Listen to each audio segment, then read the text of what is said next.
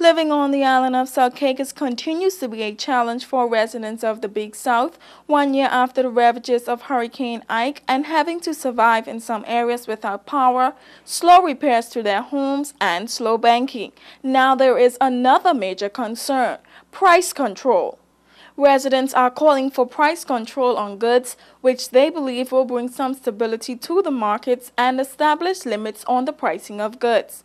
One resident, Ludell Goldman, said that even with 2 jobs, she is unable to afford shopping in South Caicos. It's very hard with me, and I'm working with government and has a business of my own, and still I can't afford some of these things here. When I travel to Provo, I have to make do and try and get a couple of items down there, because if I don't, I'll do without it up here. Goldman further stated that even the bread basket items, which she is unable to manage without, are becoming ridiculously expensive, causing her to resort to other means of attaining food to provide for her family's basic needs. She went on to give a rundown of a typical shopping day. You go to the store, for like 1 onion, you're paying all like $1.50 for 1 onion. That's ridiculous.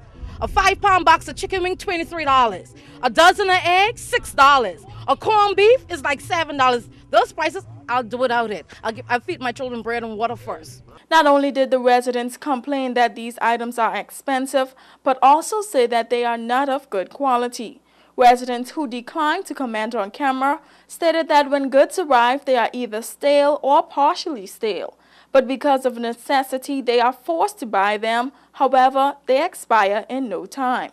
It is also evident that the economic situation has affected the island greatly, creating a large percentage of unemployed persons. When asked how do they cope with such prices and no jobs, Goldman summed it up in one word: credit.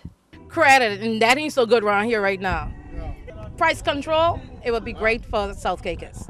Residents also attributed the current living conditions to the ravages of Hurricane Ike, and although they are partially back on their feet, each day they find it harder to cope and are crying out for assistance from the government. South Caicos has been neglected too long.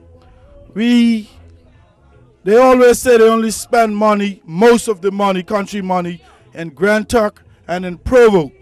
We need more to be emphasized on South Caicos. For WIV4 News, I'm Tian Thomas.